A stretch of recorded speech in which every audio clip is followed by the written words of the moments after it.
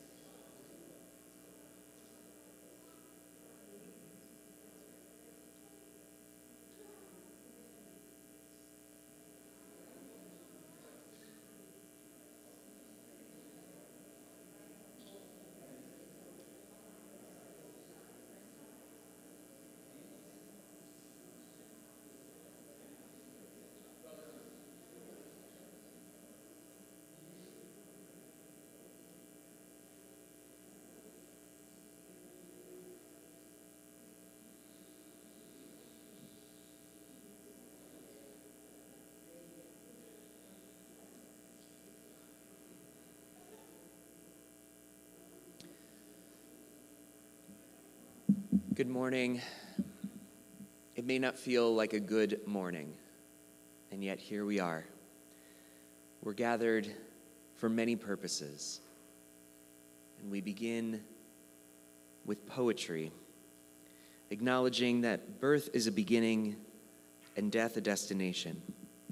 Life is a journey from childhood to maturity and youth to age, from innocence to awareness and ignorance to knowing, from foolishness to discretion and then perhaps to wisdom, from weakness to strength or strength to weakness and often back again, from health to sickness and back we pray to health again, from offense to forgiveness, from loneliness to love, from joy to gratitude, from pain to compassion and grief to understanding, from fear to faith, from defeat to defeat to defeat, until looking backward or ahead, we see that victory lies not at some high place along the way, but in having made the journey, stage by stage, a sacred pilgrimage. Birth is a beginning and death a destination, and life is a journey, a sacred pilgrimage to life everlasting. For those of you who I have not yet met, my name is Rabbi Cantor Jeremy Gimbel. I'm one of the clergy at Congregation Beth Israel. It truly has been an honor getting to know you, Irene, and your entire family throughout this process.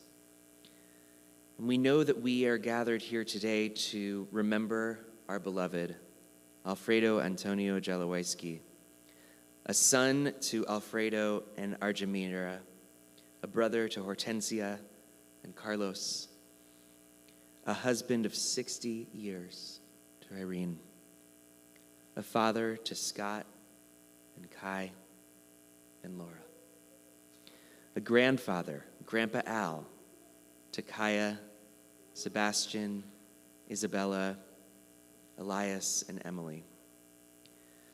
We are also here today to offer comfort to each other and to bring that comfort to all of Al's loved ones, to let them know that they are not alone. And so we mourn, we offer comfort, and we take Al's memory with us. Al was a father, husband, teacher, scientist, sailor, but overall, a mensch. As we reflect on his remarkable life, we also draw inspiration from this week's Torah portion, Vayigash. In it, we witness Joseph, long separated from his family, reunite with his brothers and father, a testament to resilience, compassion, and the enduring power of family. Born in Santiago de Cuba, Alfredo faced his first great loss at just 7 years old when his mother passed away. Like Joseph, whose journey began with painful separation from his family, Alfredo's life was marked by profound challenges early on. Sent to the United States as a teenager, he unknowingly escaped a future that could have been far more restrictive in Cuba. This move, while difficult, opened doors to opportunities that Alfredo would seize with both hands. In the United States, Al found not only safety, but also love. In a chemistry class, Alfredo met Irene, and they discovered a chemistry that could never be replicated in a laboratory. Just as Joseph's reunion with his family in Egypt brought healing and reconciliation, Al and Irene built a loving family, a source of joy and strength throughout his life that I know many of you have received and been a part of. Professionally, Al's work as a teacher, mentor, and immunologist reflected his deep commitment to healing and alleviating suffering. Like Joseph, who used his position in Egypt to provide for his family and save countless lives during a famine, Alfredo devoted his career to helping others.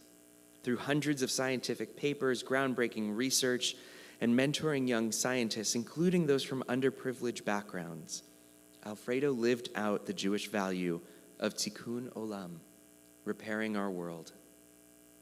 Driven by a desire to alleviate suffering, he dedicated his career to the study of allergies and immunology.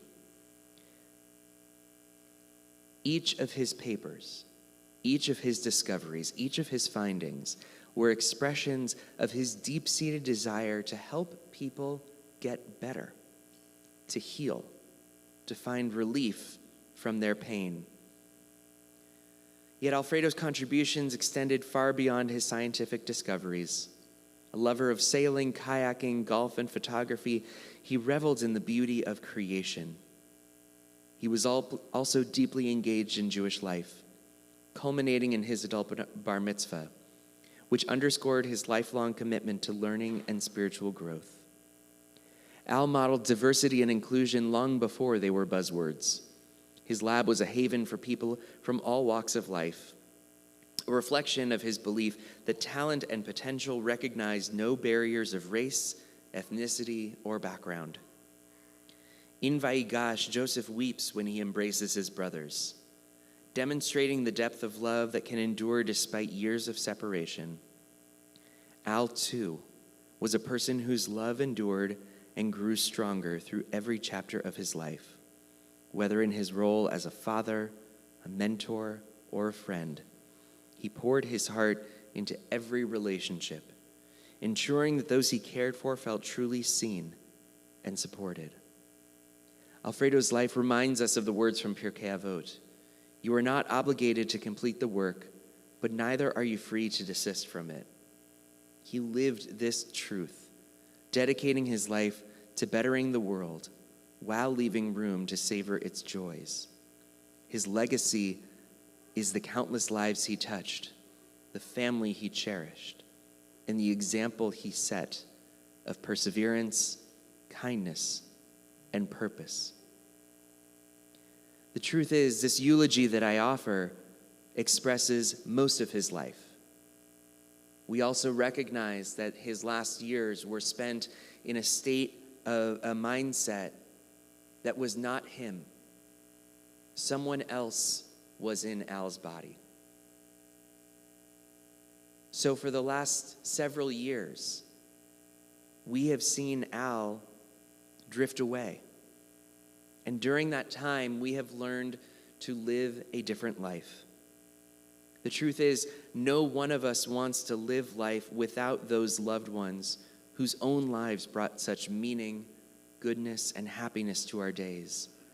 No one of us can imagine how life will be the same and how it will change after a loved one has passed away. So we all learn to make an adjustment. Still in love with those whom we miss, we learn to live with them, without them. We learn to continue our most sacred relationships in memory of them, rather than in life with them. We remember the things we used to do together. We remember the places where we used to go. We recall holiday celebrations and other special occasions that we shared. We recall the private moments and personal feelings that always meant so much to us. In time, we discover that we still enjoy doing many of those things. We still go to some of those places.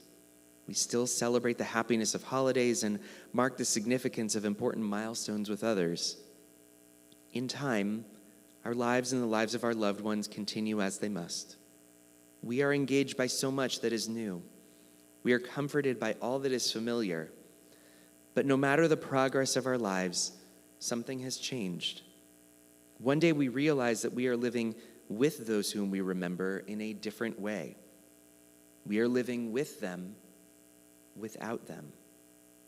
We never thought we would, nor certainly that we could, live with our beloved departed in this way. This is the gift of their love that we still feel. This is the significance of their lives that we still appreciate.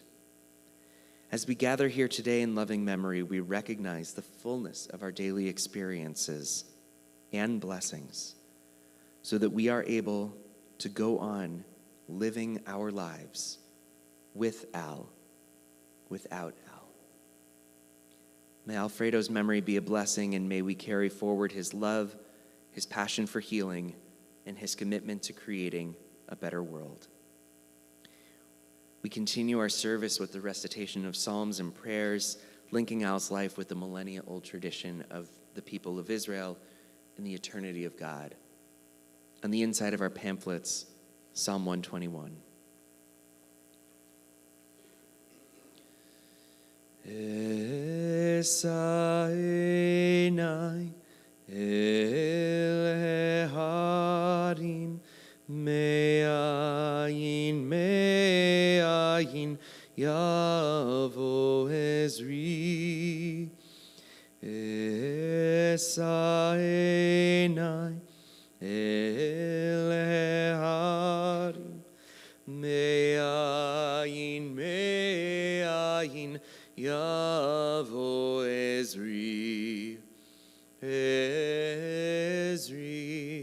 Me'im Adonai, Ose, Shamayim Varetz, Ezri,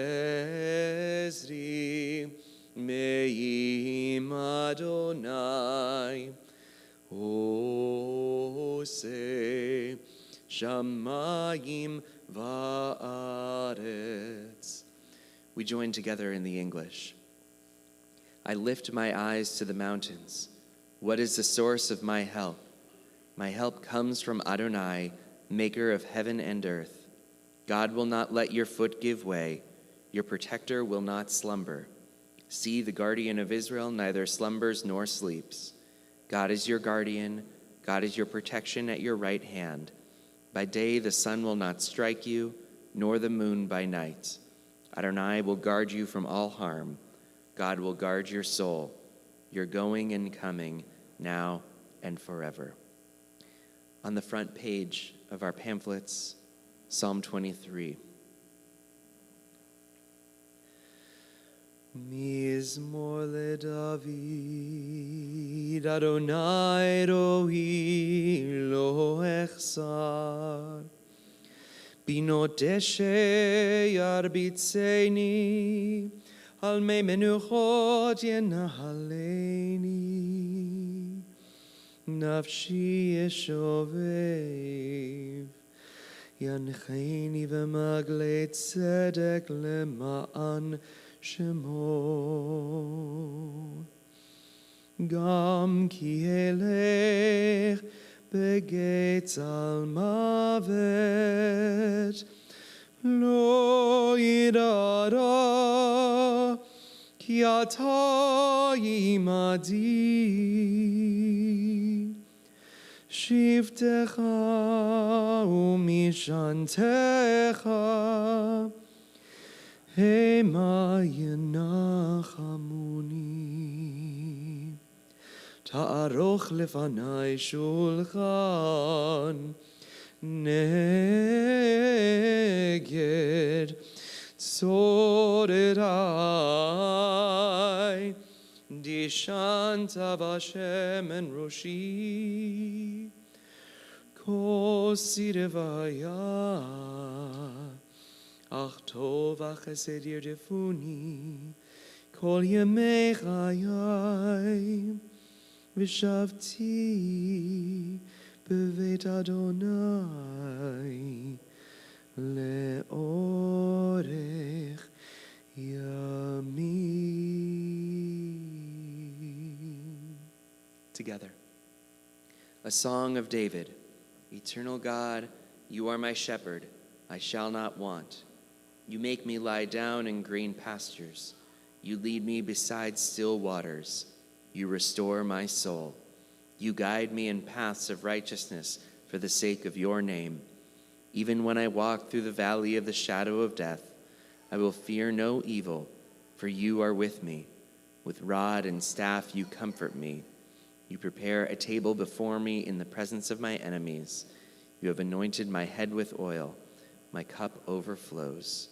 Surely goodness and mercy shall follow me all the days of my life, and I shall dwell in the house of God forever. To offer a eulogy, a hesped, is a mitzvah for which there is no possibility of reward. To offer our eulogies this morning, we'd like to invite Scott, Sebastian, Carlos, Fred, and Alan.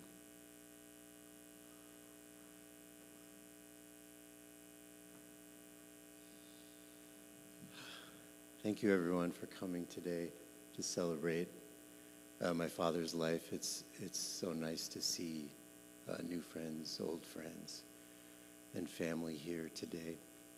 One of my favorite memories of my dad, or one of them, was the day he won the best speech at Toastmasters at the Jolly Roger on Claremont Mesa Boulevard.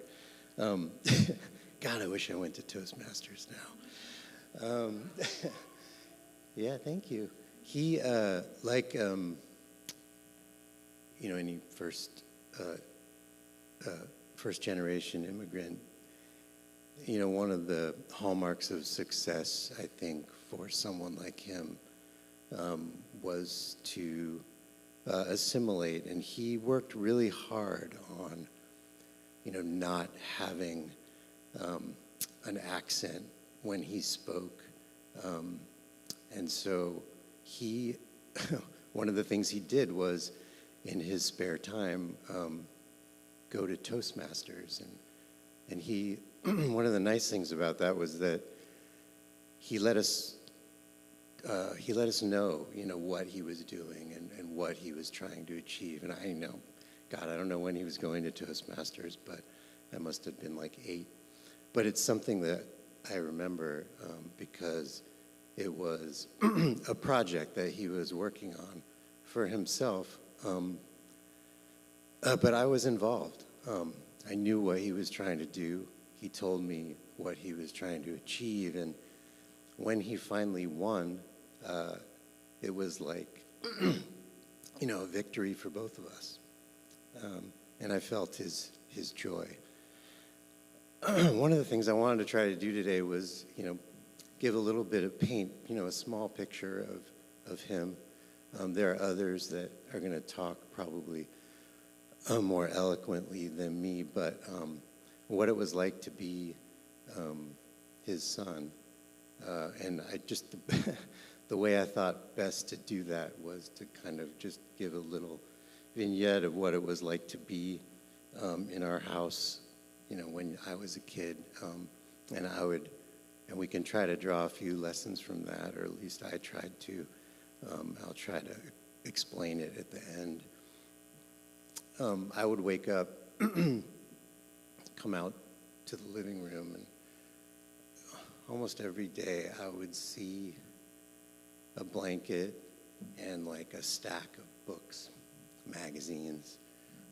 They were never fiction, but always something he was trying to learn, whether it was, maybe it had to do with his work or papers or astronomy or a book on philosophy. But it was always a stack, because I don't think, he was up. He was just had severe insomnia, so he rarely slept through the night. So that was what was always welcoming me to in the morning. And then either he was going to like Toastmasters, or every once in a while he made a point to take me to eat breakfast before school. And I don't know why I remember one particular breakfast, but I think I really liked the croissant sandwich at Jack in the Box. And there was a Jack in the Box near our middle school, and so we went there. But it was nice. He always made a point to spend time with me by myself. And, it didn't have to be every day. Like, I just happened to remember the Jack in the Box. But we did that every once in a while. Then I'd go to school, and then I'd come home, and it would be the afternoon, and then he'd appear again. And, he was the coach of baseball teams of mine, and so he'd appear, and I would go to practice with him. Like, it's like he didn't work or something.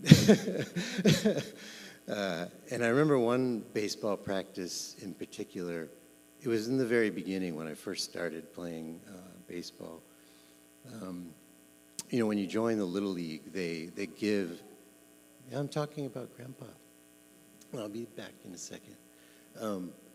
When you join Little League and you're a coach of a team, they, at that time, it was like long before everyone had their like specialized little bat and bat cases and stuff. It's like they gave you like 2 giant bags of the equipment that everyone was going to use.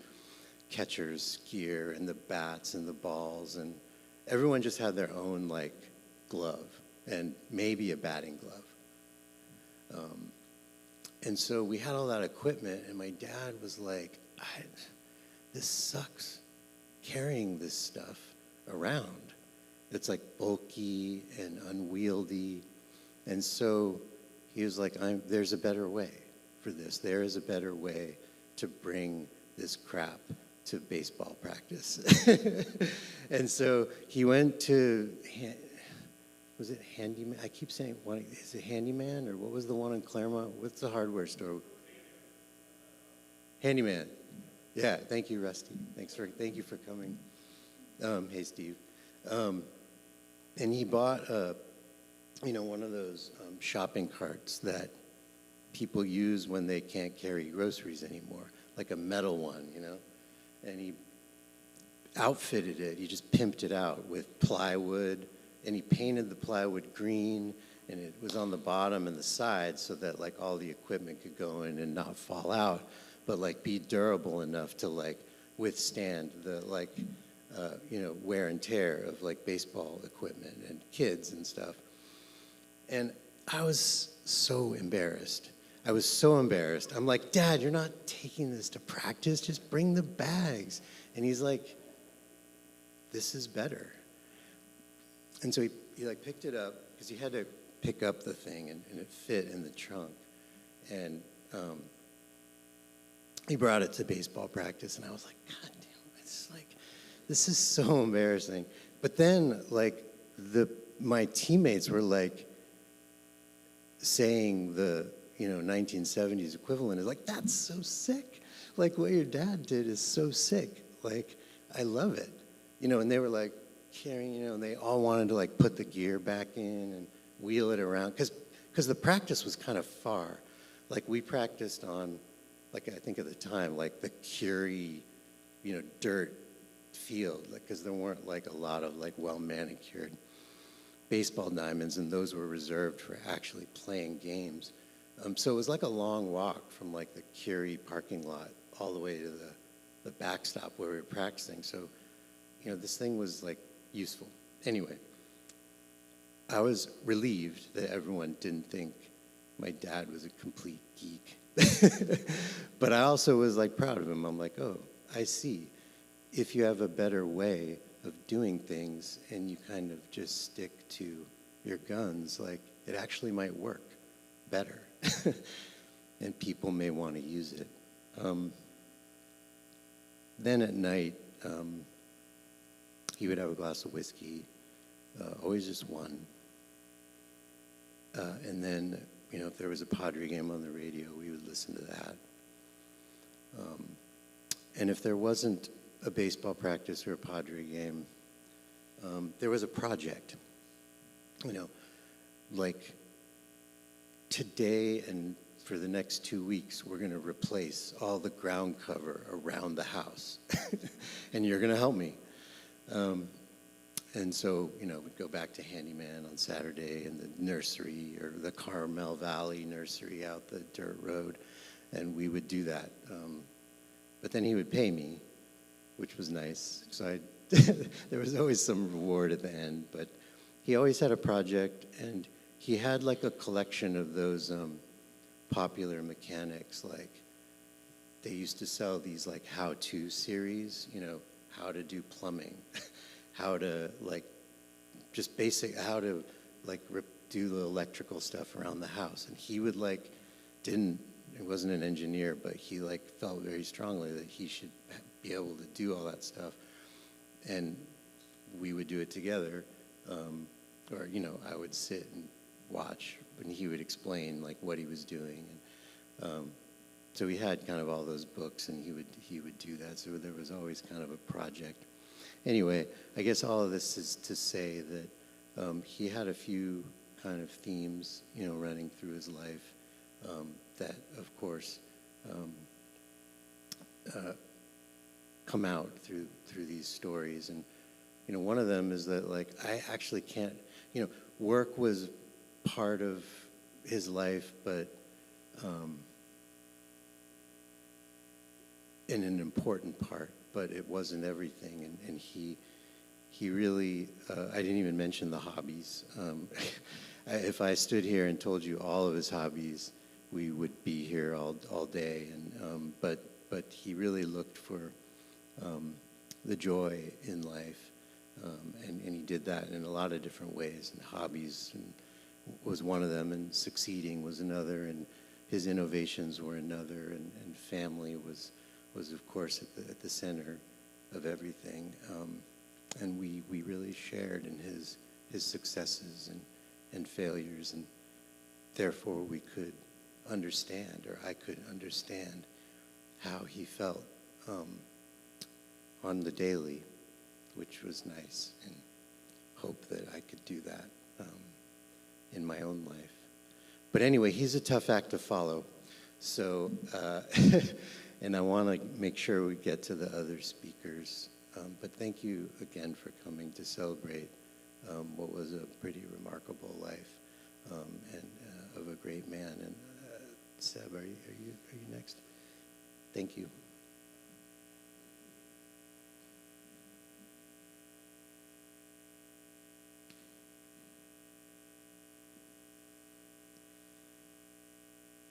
Hey everyone. For those who I have not had the pleasure of meeting, I'm Sebastian, Scout's son, Al, and Irene's grandson. Thank you all for being here. And yeah, I wrote a few words that I'd like to share with you all about my grandpa. The last few years have been difficult. I forever have known my grandpa to be strong and resilient. He overcame a lot through his life and was accomplished as an innovator, husband, father, friend, and grandparent, among many other ways to describe him. To watch him struggle was obviously extremely painful, but was also unfamiliar to me. My grandpa was never one to complain about anything. He was probably the kindest person I've ever met, or will ever meet, for that matter. Not only was he thoughtful and considerate, but he was also brilliant. During my life, we never really lived that close to one another, but he never failed to teach me new things. My grandpa taught me how to use a telescope. He taught me to love tres leches and pancakes. He taught me how to play chess, not very well, because I have never beaten him, and maybe that was by design. My grandpa also taught me how to putt, which could definitely use some work. He also taught me the importance of applesauce. He used to say that having one a day was his secret to having a long and healthy life. However, the most important thing my grandpa taught me was to always be kind. No matter where he was or who he was talking to, he always left an incredible impression on those around him. That's how I'll remember my grandpa, and I'd like to think that's how everyone else will remember him too. And my sister, Isabella, who couldn't be here with us today because she's in New Zealand at the moment, I think my grandpa would be pretty proud of her for traveling all the way out there and living there. She wrote some words that she'd like me to share too on her behalf. Dear Grandpa, thank you for teaching me how to play chess, how to smile, and how to be kind. You are truly the smartest man I've ever met, and I choose to think like you every day. You always told us the importance of school and the importance of education, and for that I thank you. Thank you for always being so kind and loving to me and my family. Thank you for reinforcing the importance of education, and thank you for being you, the sweetest grandpa there is. I hope you feel better and are in a peaceful place. Until we meet again, love you and miss you. Thank you, everybody.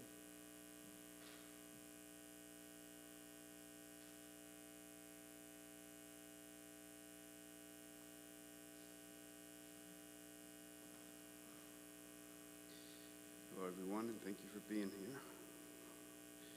Memorial for Al.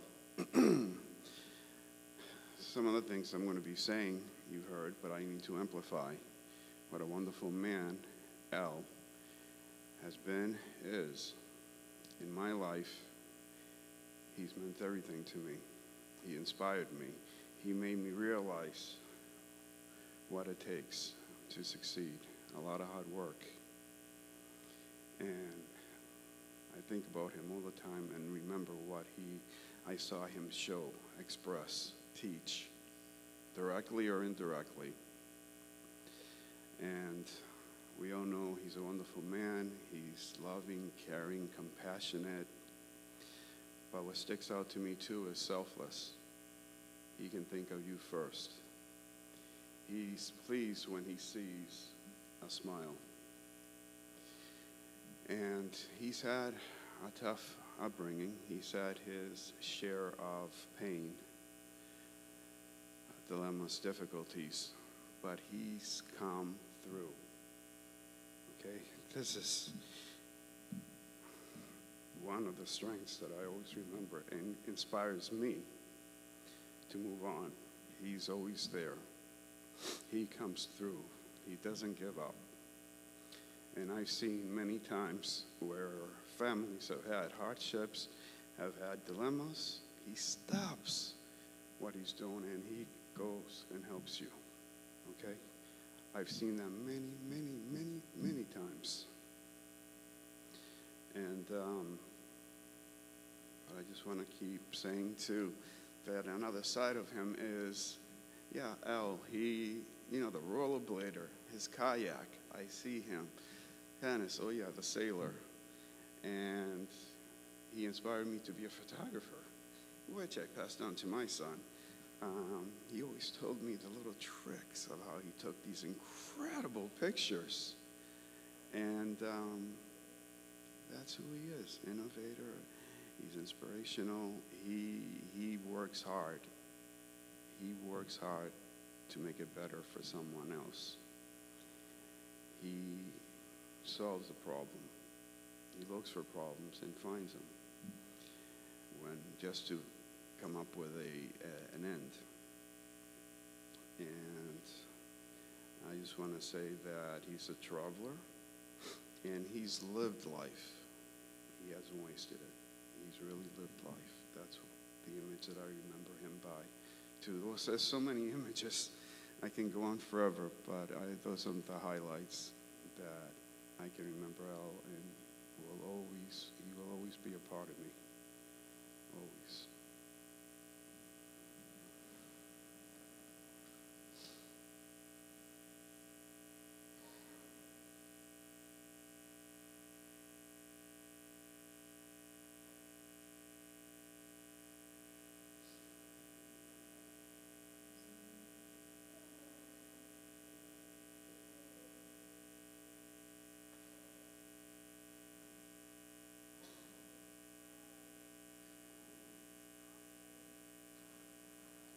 Well, good morning, friends. Thank you, Irene, for allowing me this privilege to share my memories of Alfred. And I wrote down my memories on a script. I can't remember if when I've ever used the script before, and that's why I'm using it now, because I can't remember. So I also don't like to use a script because when I read a script, I tend to bore people. So if it turns out that I'm boring you, please pardon me for a few minutes. My wife, Gail, has pardoned me for 57 years for boring her. Alfred and I have had many things in common, and we bonded in many ways, even by our names. My name, Fred, is the end syllable in Alfred. And even Jalowayski and Shatsky end in the same sounding syllable, ski. How fatefully strange is that? I even felt some Cuban bonding with Alfred. Mi madre migrated from Russia to Cuba as a young girl with her family to stay a few years before immigrating to New York. It may have been around the same time that Alfred's parents immigrated to Cuba. Years later, as mi madre, she ultimately brought some Cuban culture into our home. I remember her singing Cuban songs and cooking Cuban meals like arroz con pollo, muy delicioso. Alfred and I did many things together. I'm slightly older than Al, but I sometimes felt as if he was my older brother because I admired him in so many ways. We were both employed at UCSD Medical Center together for many years. He as a professor of pulmonary physiology, he was a wise man. Me as an assistant clinical professor of pharmacy, I was a wise guy. And as we both gave lectures, to improve our speechcraft, we joined Toastmasters International. I don't remember seeing you there, Scott. Did you make up that story? No, we did enjoy the meetings together, and we enjoyed a lot of other things together as well.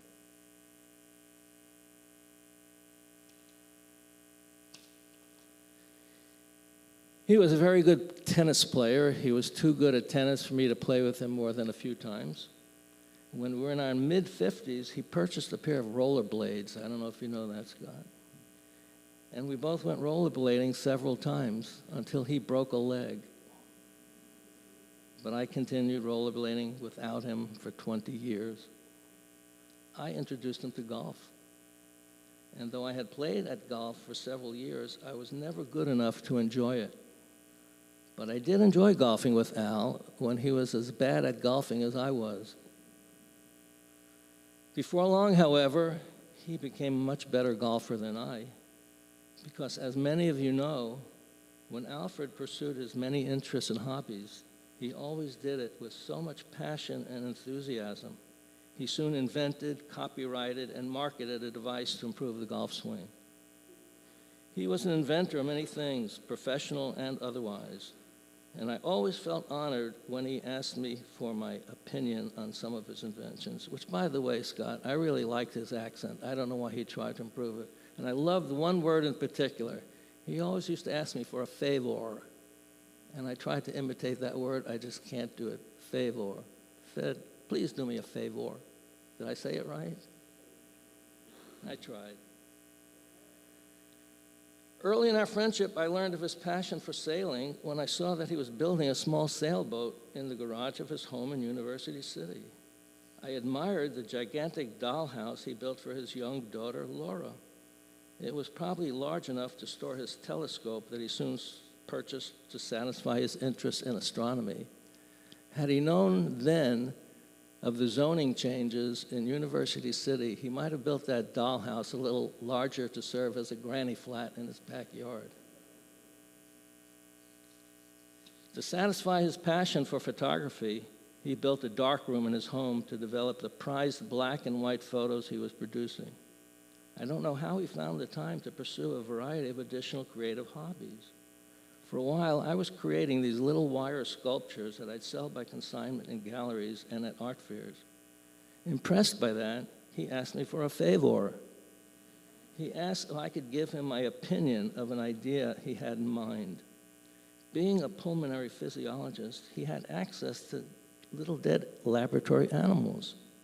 And he described how he could remove the trachea and the lungs from these animals and pour molten lead through the trachea into the lungs. Yes, that's what I thought of his idea too.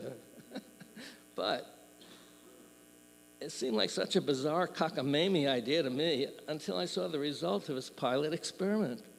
Inverted with the trachea serving as the trunk and both lungs as two major branches, with all the bronchi, bronchioles, alveoli, etc. as little branches, it looked like a beautiful silver leafless tree. And when I saw it displayed in your living room, I said, God, that's ingenious. So Irene, I would like to know the whereabouts of that little masterpiece. You don't? I would have bought it from you for several $1,000s. That was a beautiful little masterpiece. I was not the only one to admire his resourcefulness. I remember at a celebration for Alfred I attended, possibly when he retired from UCSD, a colleague of his stated that if ever he was stranded on a desert island, he would want Alfred to be there with him. I don't think there was any romantic interest, but I'm sure he wanted Alfred to survive. Do you remember that, Irene?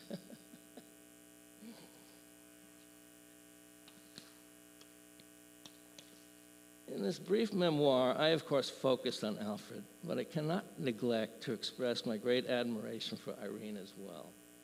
I particularly admired her for her intelligence, her creativity and talent with her artistic glassworks, and her passionate interest in genealogy.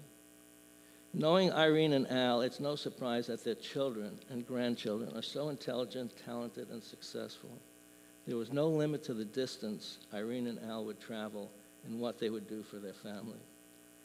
Irene's devotion to Al, especially having cared for him in his last few months, is immeasurable. Additionally, I commend you, Scott, for all you have done to stand by your mom and dad throughout this ordeal. I have one last memory about Alfred and Irene that I'd like to share. It's one of my favorites. For Irene's 60th birthday, Alfred planned a big party to be held at a nice hotel in Coronado. And he honored Barry Bernstein and me by asking a favor if we could be the MCs. So we came up with this crazy idea to do a parody of the song Goodnight Irene. Do you remember that? And each person who agreed would sing a silly verse, then the rest of the party would pitch in to sing the chorus. Well, I don't remember how funny the verses may have been, but I do remember afterwards how the song stuck in my head like an earworm, especially the lyrics, which I'm going to sing for you now. Feel free to join me. Good night, Irene. Good night, Irene. I'll see you in my dreams. Everybody, good night, Irene. Good night, Irene. I'll see you in my dreams. And that is what reoccurred for me for several nights. Irene, I didn't see you, but I heard you in my dreams, over and over again, until the earworm finally left my head. By singing it now, I apologize if that earworm infects anyone here. In conclusion, I've had so many thoughts about Alfred and Irene these past few months, and I know these thoughts will continue for a long time. Even years ago, there were a couple of things that would always trigger thoughts for me about Alfred, and they will likely continue to do so indefinitely. One of them is applesauce. And if you want to know that story, you can ask Irene, Sebastian, or myself. Applesauce, his trademark. The other thing that triggers my thoughts about Alfred is the song Amigos para Siempre, sung by Placido Domingo. And with that, I will say to Alfredo, mi amigo para siempre, hasta la vista, amigo. I'll see you in my dreams, and with luck, perhaps in the hereafter. Hopefully not too soon. Thank you, Irene.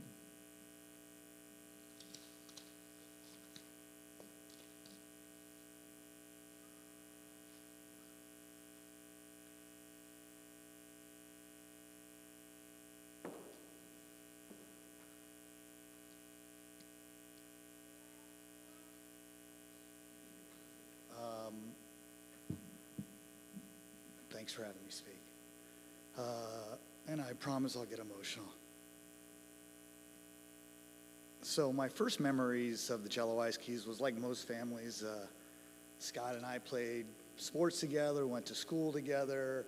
And if my memory is correct, I think we might have carpooled to religious school. Did we ever do that? I don't remember that. Laura? I don't know. Okay. But my first real memory of Al was as my baseball coach in the majors of UC Little League. I think it was the Mets. Despite his size, I was smaller then. I remember being a little intimidated by him as a coach. He came off as very serious and analytical. I played mostly left bench and right field for Coach Jalowayski, as I couldn't hit a fastball to save my life. I don't think Al paid played much baseball growing up. I'm not quite sure. And I thought it was interesting that as a 10-year-old kid, he assigned the team to read a book. Jim Lefevre, The Making of a Hitter. I just wanted to go ride bikes and play in the canyon. I never told Al this, but I never read the book, which is why my career ended pretty short. We got to know Al and Irene more personally as they became part of a group that I kind of laughingly say the University City Jewish Mafia. These were Jewish couples like the Bermans, the Gladstones, the Shatskys, the Bernsteins, Pellers, that did a lot of wonderful things. The UC Jew crew eventually merged with the Del Cerro Jewish Mafia and couples like the Kashiks and the Ezrigs to form a powerhouse crew that did dinners, vacations, played a lot of cards. But in my opinion, it was always Al and Irene that I felt closest to. It was seeing Al more that I really got to know and appreciate him so much more. A lot of what's discussed here is intelligence and knowledge, love to educate others and thinking outside the box. I remember his creation of the nasal scooper that he patented and was used throughout the industry, at least I was told. Later in life, he applied that same ingenuity to golf, coming up with this putting contraption that I think he patented as well. I was one of his first customers, and sad to say that it didn't help my game at all. And I've since retired, possibly because of that contraption. But the thirst for learning never stopped Al, especially in sports, well into his 60s. I thought it was 50s, 60s. I remember him telling me he started rollerblading, and again, I think that ended badly. And then golf, dissecting each part of the game until he got better at it. I remember I had introduced him to a client of mine out in Palm Desert who took Al golfing a number of times until he called me one day and says, I can't play with Al anymore. I said, what happened? He goes, he's just too slow, right? He examines every shot extensively, checks internal factors like the wind, too many practice strokes, 4-hour rounds were turning into 5.5 hours. I understood. Later in life, they would decide to test the waters and move to Florida, which was tough because we loved him dearly. I think it was, I don't know how old the kids were, 5 and 3. And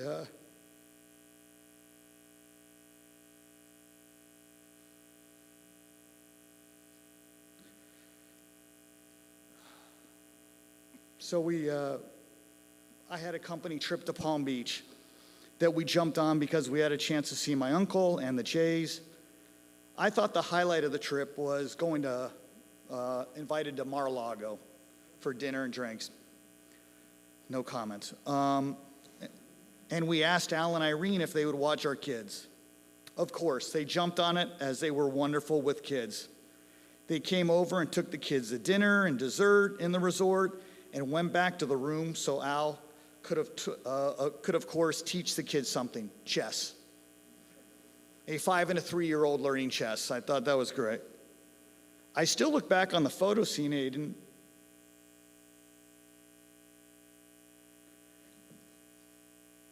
and Jamie.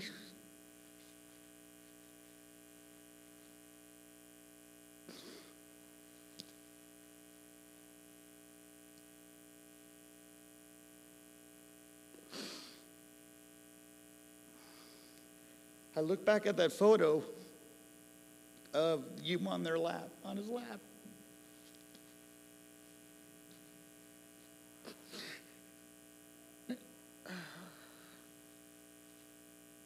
And I realized that that was the highlight of the trip. It wasn't Mar-a-Lago.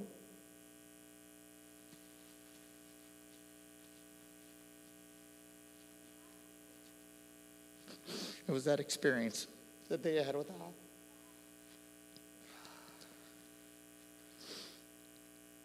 Near the end of Al's life, God, this only gets worse, man. I'm sorry about this. Shane, Aiden, and I went down to visit Al. I didn't want to go. I didn't want to remember Al that way. But my wife demanded it. Said we have to do it. It was tough. As his memory had faded, speech slowed, and not able to really move from his bed. As Aiden sat on one side and I sat on the other, telling these stories that I'm telling you, Aiden and I looked at each other and we both cried. It hurt, but we walked out so glad that we were able to say goodbye in our own way. I think we all know Al's in a better place and hopefully eating a Cuban sandwich with my dad, Ted Kashik, and so many others, explaining how to improve their chip shots and get up on rollerblades or laying down and laying down a bunt in baseball. And thank you for listening to me.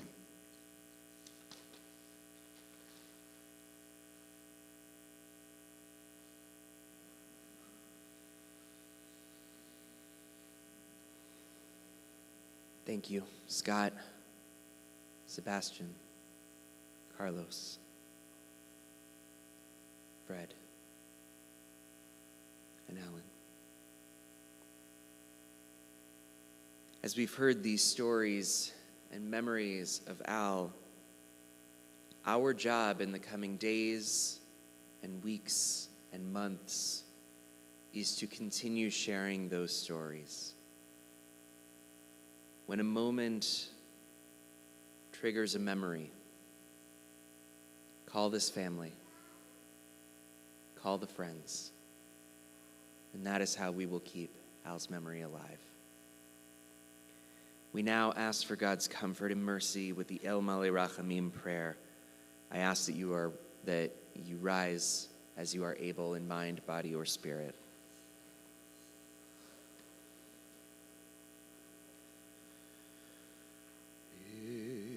Malei Rachamim shochein bamromim Hamitzei menucha nechona tachat kanfei Hashechina Im kedoshim utehorim kezohar harakia Masirim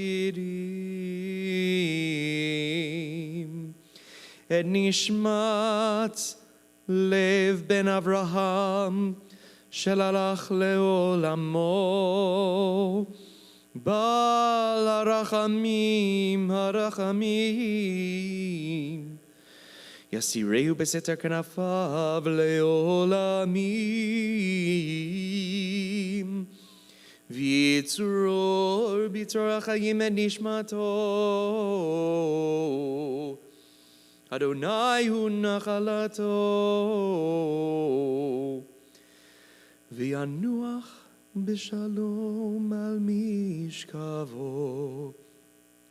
V'nomar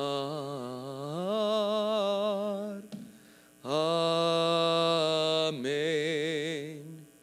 On the inside of our pamphlets, we read together, God filled with mercy, who dwells on high, bring proper rest beneath the wings of your presence, amid the ranks of the holy and pure, to Alfredo Antonio Jalowayski, who has entered eternity.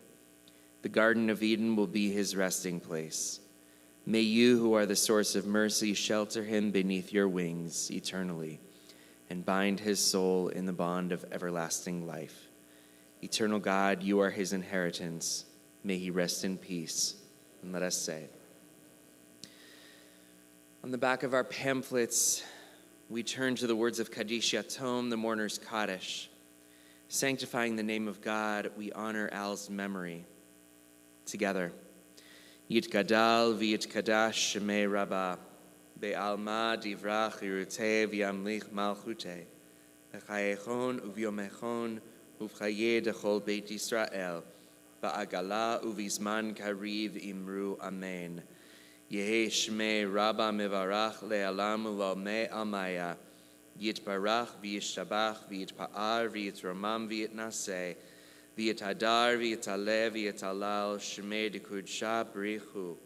Le'ela min kol birchata v'shirata tushbechata v'nechemata Ta'amiran be'alma v'imru amen.